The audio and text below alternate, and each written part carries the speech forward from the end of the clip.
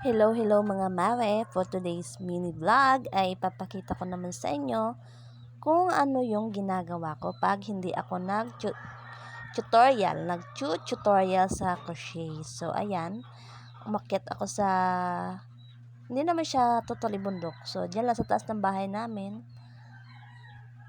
Kung nakikita nyo, ayan yung tawag dyan sa amin ay luwa. Diyan galing yung ginagawang walis tambo. So, ayan. At ang pupuntahan ko dyan ay yan. Charan! So, ang tawag dito sa amin yan guys is bugnay. So, in Tagalog, sa Tagalog yata, ang pagkakaalam ko sa Tagalog yata niyan ay is bignay. Parang ganon. So, ayan. Kung makikita nyo, ayan, ang baba lang niya. So, ayan, hindi mo na kailangang umakyat. So, yung iba is red. Yung red is medyo maasim. So, ayan yung kinukuha ko kasi mahilig ako sa maaasim. Lalo na pag masakit yung lalamunan or may ubo, masarap yan sa yung ganyan, masarap kainin kasi maasim. Ayan, kung nakikita nyo, namimitas tayo ng pignay or bugnay. So, ayan.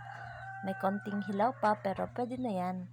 Sarap yan sa asin at suka na maanghang. Ito talaga yung maganda pag laking probinsya ka, kasi pag may tanim kang ganito, mahilig kang magtanim, ayan, at may aanihin, syempre. Hindi naman literal na aanihin. Syempre, may kukunin, may makakain ka if ever na mag-crave, diba? So, ayan, ang dami ko nang nakuha. So, sabi nila mas matamis daw yung kulay black na. So, ayan, kukuha tayo ng ilang peraso. Tikman natin kung matamis. Ayan, kulay red. Ayan, pag red kasi maasim pa eh. So, ang swerte, diba? Ang baba lang ng bunga, madaling abutin. So, anytime na mag-crave ka is, ayan, akyat ka lang yan sa taas ng puno or mamitas ka lang. So, ayan, nanguha ako ng kulay black na midnight. So, ayan, matamis daw yan. Kuha tayo para may kainin tayo habang pababa tayo dyan sa puno.